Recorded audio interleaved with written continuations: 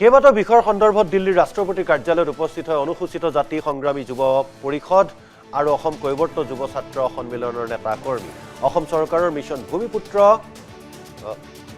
ভূমিপুত্ৰ এপ বন্ধ আৰু অনুসূচিত জাতি কল্যাণ সঞ্চালকালয়ৰ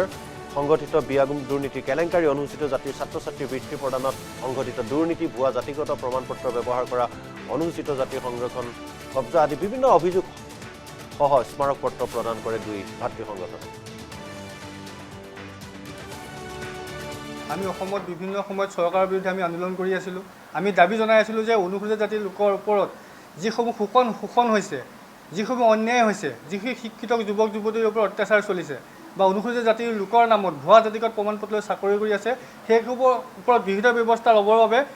আমি স্মাৰক পত্ৰ প্ৰদান কৰিছিলোঁ আন্দোলন কৰিছিলোঁ তাৰ পিছতো কোনো ধৰণৰ ফল ধৰা নাছিলে তাৰ বাবে আমি মাননীয় প্ৰধানমন্ত্ৰী মহোদয়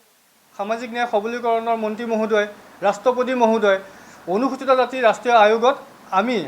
আগষ্ট মাহৰ 24 চনৰ আগষ্ট মাহত আমি স্মাৰক পত্ৰ যোগে আমি জনাইছিলোঁ তাৰ পৰিপ্ৰেক্ষিতত একো নোহোৱা ক্ষেত্ৰত আমি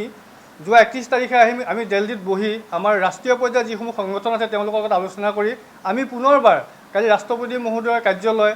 প্ৰধানমন্ত্ৰী মহোদয়ৰ কাৰ্যালয় আৰু অনুসূচিত জাতিৰ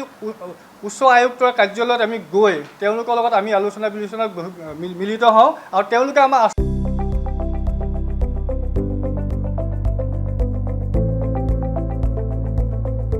NB নিউজ